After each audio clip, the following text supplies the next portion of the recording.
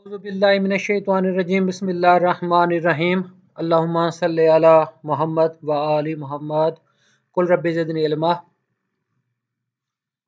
Respected students, बाफज़ल रब्बी, आज हमारा appetiser lecture number 4 है। काबिल अज़ीं हमने तारुफ पढ़ा जिसमें हमारा ज़्यादा फोकस था साइंस पर।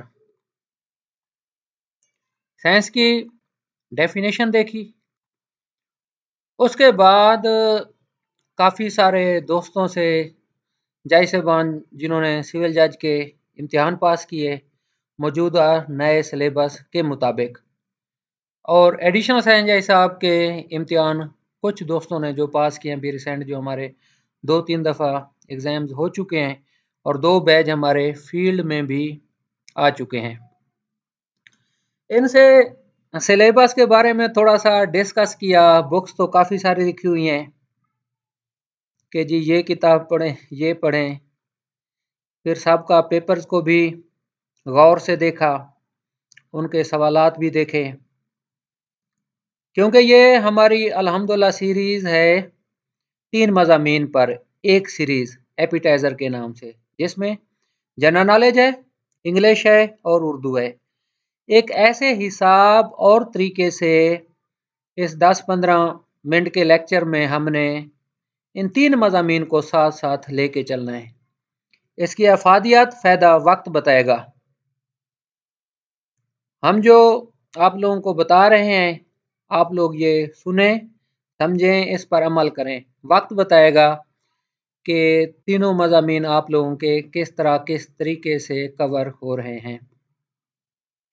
तो बात ये कर रहे थे आपसे कि जय साहबान ने क्या मशवरा दिया, हमने क्या सोचा, किस तरीके से चलना चाहिए।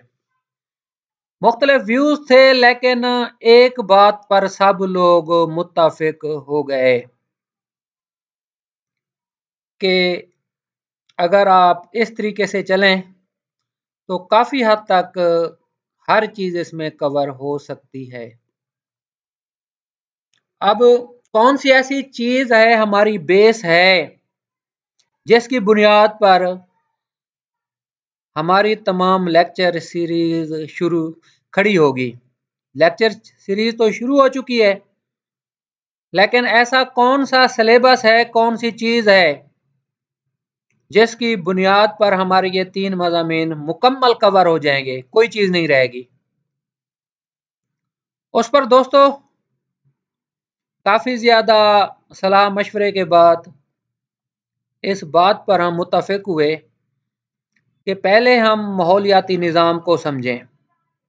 इकोसिस्टम क्या है, स्लाइड आप लोगों के सामने है।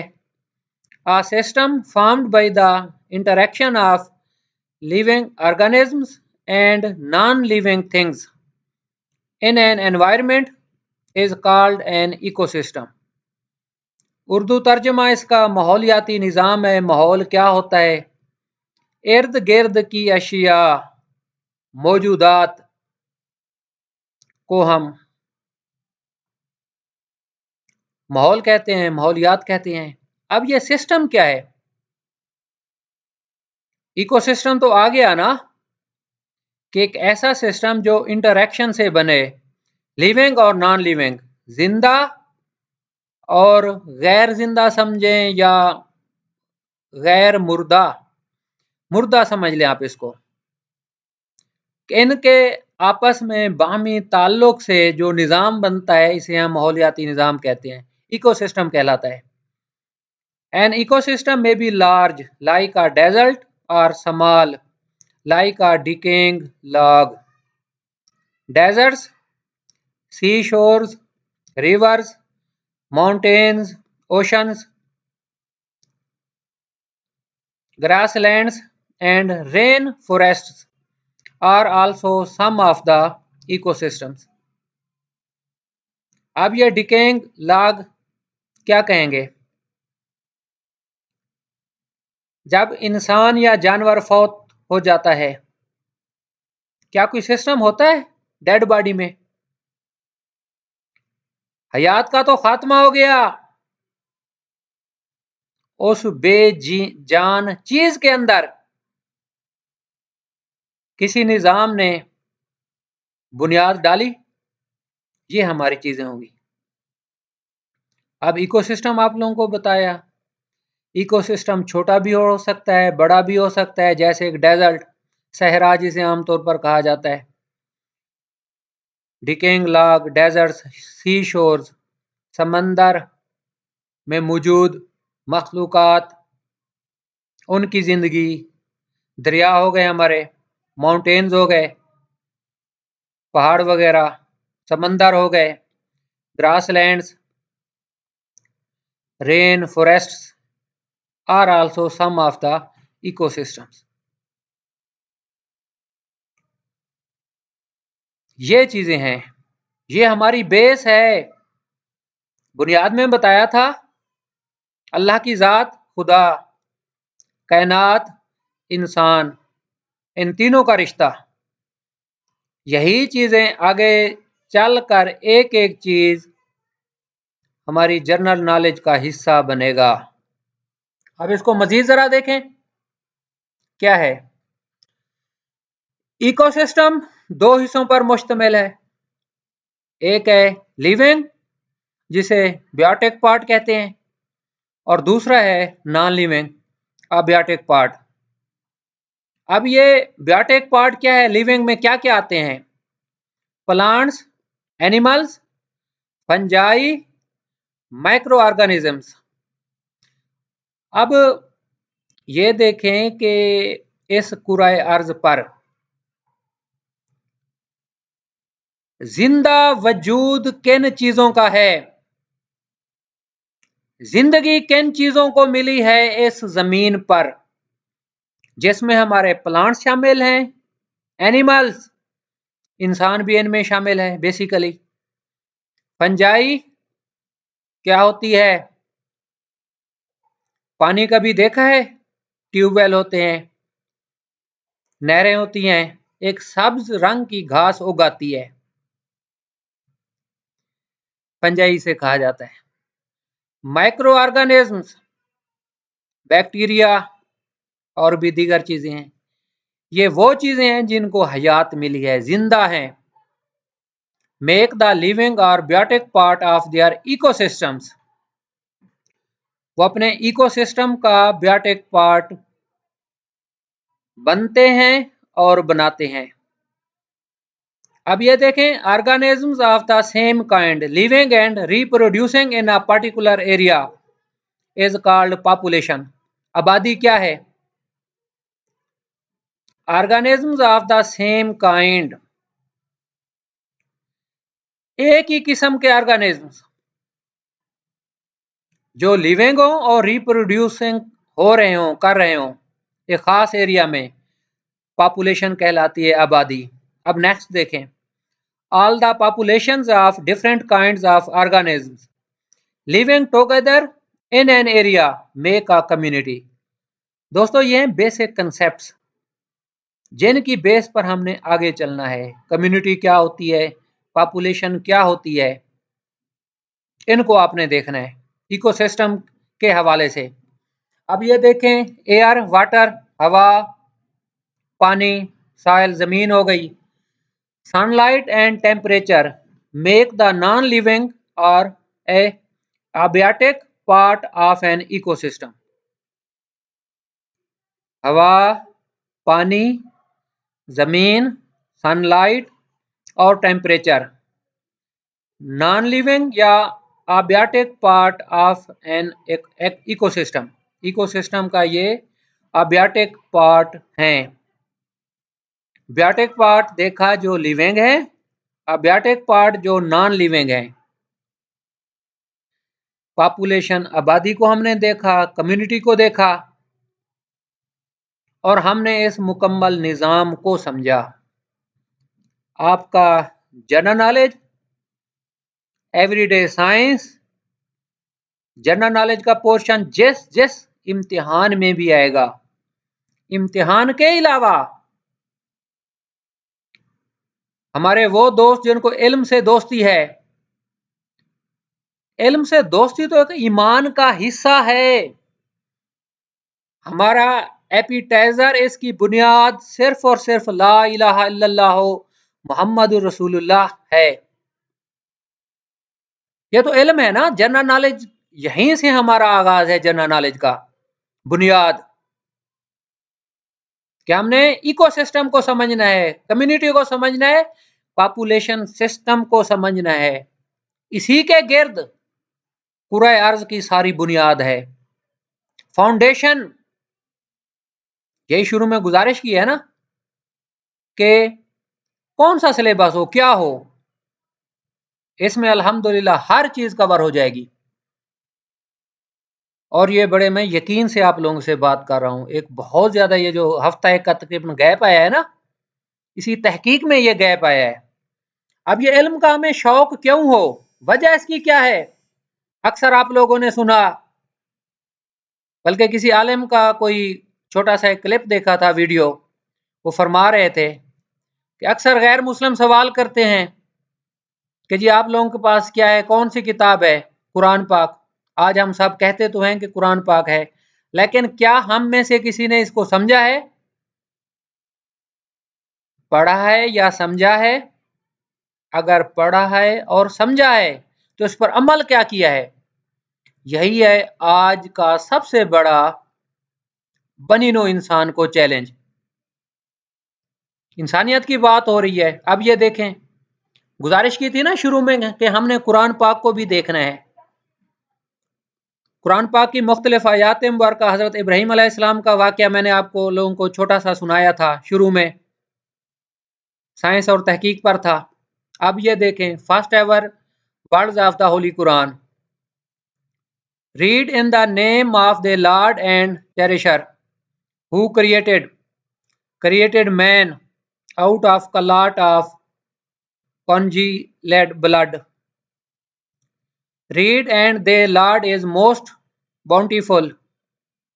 He who taught the use of the pen taught man that which he knew not. अब यह कुरान पाक की इस आयत मुबारक का हवाला किस नुक्ता नज़र से है? अब ये है हमारी सूरत अलक 96, मक्का में नाजिल हुई, मक्की सूरत है ये। अल्लाह के नाम से जो निहायत मेहरबान रहम करने वाला है। पढ़ अपने रब के नाम से जिसने पैदा किया इंसान को खून की फटकी से पैदा किया। पढ़ के तेरा रब बड़ा मेहरबान है जिसने कलम के जरिए से इल्म दिया, इंसान को सिखाया जो वो जानता ना था। ये 5 आयत मुबारक हैं। इसमें अल्लाह रब्बुल इज़्ज़त ने इंसान को इल्म की दौलत से माला माल किया। हुक्म रब्बी हुआ इल्म का। अब ये साइंस, हम ये बेसिकली मुकम्मल साइंस ही है हमारा पूरा लेक्चर सीरीज एपिटाइजर, अगर इसको बेसिकली हम देखें तो। अब इसके साथ और एक चीज इंतहाई गौर से देख लें, Islam is a complete code of life, no doubt. Islam is a practical religion and it is based on, अब ये देखें, logic, observations, experiments and results. The holy Quran says, अब ये देखें कुरान पाक में अल्लाह रब्बुल इज़्ज़त ने इंसान से क्या सवालात किए हैं। डू नॉट दे सी, क्या वो नहीं देखते? Do not they think over it, क्या क्वेश्चन मार्क है एंड में। Do not they ponder upon it, क्या वो इस पर गौर नहीं करते, सोचते नहीं है, देखते नहीं है? देखना, सोचना और गौर करना, ये हुक्म कुरान है। अल्लाह रब्बुल इज़्ज़त ने इसका हुक्म दिया है। अब देखें, Holy Quran make us more inquisitive about our surroundings. अब ये इकोसिस्टम क्या है? सराउंडिंग की बात हो रही है ना, इसके बारे में तहकीक की जाए, पता किया जाए कि ये बेसिकली है क्या। अब ये कुछ शुरू की चीजें हैं, इनको इंतहाई गौर से आप लोग देख लीजिएगा। फायर, आग, पानी, मट्टी, हवा। ये अनासिर अरबा क्या हैं? 4 चीजें। इसी पर मुकम्मल सारी तहकीक है इंसान की आज तक। बेस यही है। अब ये साइंस का हम कुछ पढ़ रहे थे शुरू में कि साइंस तो शुरू में ही इंसान ने साइंस में दिलचस्पी लेना शुरू कर दी। अब एक केमिकल प्रोसेस है जिसे कंबस्शन कहते हैं, वुड और फायर। आग तो जलती है लेकिन पत्थर नहीं जलता। जब बर्निंग का अमल किया जाता है, कंबस्शन, इस प्रोसेस से पता चला। और चीजें हम इंशाल्लाह ताला जब मुसलमान साइंसदान यूरोप के, मगरब के, जैसे अक्सर हमारे तहकीक के साइंसदान जो गुजर चुके हैं, उनके हम इरा देखेंगे, उनकी जिंदगी हिस्ट्री देखेंगे। उसमें आप लोग जरा गौर से देखेंगे बीसी और एडी। बीसी क्या है? बिफोर क्राइस्ट, कबले मसीह, हजरत ईसा अलैहिस्सलाम से कबल का वक्त बीसी कहलाता है। अब ये एडी क्या है? ईसवी, सन, साल, एनो डोमिनी, एडी। अब जो हमारा इंग्लिश कैलेंडर चल रहा है ये एडी है, ईसा अलैहिस्सलाम की आमद से कबल का, बिफोर क्राइस्ट कहलाता है। दुनिया की तारीख इस तरीके से आमतौर पर बयान की जाती है। हमारा मजहब इस्लाम के मुताबिक हमारे चांद का हिसाब चलता है, जो इस्लामी महीने हम इसे कहते हैं। ये चीजें बुनियादी बेसिक्स, इनको जरा देखते आइएगा। अब लास्ट में, सेकंड लास्ट बल्कि, आप लोगों को जरा बताना था कि इंसान, कायनात, खुदा, लिविंग ऑर्गेनिज्म, इस कुराए अर्ज पर वजूद जिंदा अशिया का, उनमें इंसान है। अब ये आप लोगों का होमवर्क सिर्फ इस हद तक है कि आप लोगों ने ये सिस्टम याद करने हैं और लिखने हैं। इंशाल्लाह ताला डिटेल इनके बारे में डिस्कस बाद में करेंगे। अब ये देख लें कौन कौन से हमारे सिस्टम्स हैं। इम्यून सिस्टम है, डाइजेस्टिव सिस्टम है, कार्डियोवैस्कुलर सिस्टम है, इंटेगोमेंट्री सिस्टम है, रेस्पिरेटरी सिस्टम है, एंडोक्राइन सिस्टम है, और रिप्रोडक्टिव सिस्टम हो गया, एक्सक्रीटरी सिस्टम हो गया, मस्कुलोस्केलेटल सिस्टम हो गया, नर्वस सिस्टम हो गया। ये हैं 10 सिस्टम, 10। लेकिन इंसान की जिंदगी के हिसाब से 5 आज़ा ऐसे हैं जो बहुत ज्यादा अहमियत के हामिल हैं, जिसमें हमारा हार्ट हो गया, दिल, ब्रेन हो गया, लीवर, लंग्स और किडनी। इन 5 में से किसी एक के साथ अगर कोई इमरजेंसी प्रॉब्लम हो जाए, वक्ती तौर पर मेडिकल एड ना मिले, तो इंसान की डेथ हो जाती है। इसको बहुत गौर से सुन लें और इसको लिख भी लें। नेक्स्ट इंशाल्लाह ताला आगे हम देखेंगे कि किस तरीके से हमारी ये सीरीज चलती है। अब आ जाएं लास्ट में आप लोगों का होमवर्क। इंग्लिश में आप लोग थोड़ी सी प्रैक्टिस करें, सेंटेंस कंस्ट्रक्शन क्या होती है, सेंटेंस की डेफिनेशन देखनी है, और अंग्रेजी ज़बान में, इंग्लिश में सेंटेंस बनाना सीखना है। और सेंटेंस सिंथेसिस भी ज़रा देख लीजिएगा कि सिंपल, कंपाउंड और कम्प्लेक्स सेंटेंस किस तरीके से तब्दील होते हैं, ज़रूरत कैसे महसूस होती है कि हमने अगर कोई सेंटेंस लिखना हो, सिंपल से कम्प्लेक्स में कैसे जाना है या कंपाउंड में कैसे जाना है। और उर्दू में ऐसे को आप पहले नंबर पे ले लें। अब हमारा आज का ऐसे है, Islam is a complete code of life. इसको आप 400 वर्ड्स का ऐसे बना लें, पहले उर्दू में लिख लें बेहतरीन तरीके से, मटेरियल अपना मैक्सिमम बेस्ट कलेक्ट करें, उसे तरतीब में दें, फिर उसे लिख लें। फिर उसी उर्दू को इंग्लिश में ट्रांसलेट कर लें। ये हमारा उर्दू और इंग्लिश हो गया, और जनरल नॉलेज का आप लोगों को इकोसिस्टम बताया, ह्यूमन बॉडी सिस्टम बताए। ये आज का है हमारा। इंशाल्लाह ताला नेक्स्ट टाइम फिर देखेंगे, और क्लास के बारे में टाइमिंग और डेट का बाद में ऐलान किया जाएगा। अल्लाह रब्बुल इज़्ज़त आप लोगों का हामी और नासिर हो। इन अल्फाज के साथ आप लोगों से इजाज़त चाहूँगा। फ़ी अमानिल्लाह। अस्सलामु अलैकुम वरहमतुल्लाहि वबरकातुहू।